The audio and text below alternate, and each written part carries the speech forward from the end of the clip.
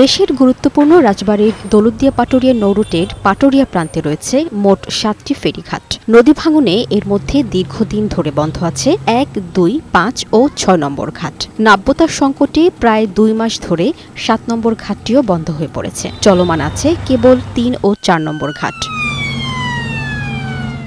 ব্যস্ততম এই নৌরুটে যানবাহন পারাপারে সৃষ্টি হয়েছে চরম দুর্ভোগের। প্রতিদিন শত শত যানবাহন ফেরির জন্য ঘণ্টার পর ঘণ্টা অপেক্ষা করছে ঘাট এলাকায়। পদ্মা নদীতে নাব্যতা কমে যাওয়ায় ফেরিগুলোকে নির্দিষ্ট চ্যানেল ছেড়ে প্রায় ২ কিলোমিটার উজান ঘুরে চলাচল করতে হচ্ছে। এতে পারাপারে সময় বেড়ে যাচ্ছে স্বাভাবিকের চেয়ে দ্বিগুণ বেশি। দুর্ভোগের শেষ নাই, ঘন্টার পর ঘন্টা জাম পড়ে আছে।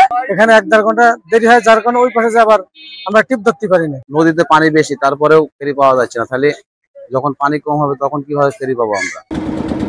ড্রেজিংয়ের কাজ চলার কারণে এই সংকট দেখা দিয়েছে বলে জানিয়েছেন বিআইডব্লিউটিসির দৌলতদিয়া ঘাটের এই কর্মকর্তা। বর্ষাকাল শেষ হলে নদীতে পানি কমে গেলে ড্রেজিং করে নাব্যতা ধরে রাখা হয়। বিআইডব্লিউটি এর ড্রেজার ইঞ্জিনিয়ারগণ কাজ করছেন। তো আমরা আশা করছি যে খুব শীঘ্রই ৭ নম্বর ঘাটটা আমাদের ট্রাফিকে পাবো।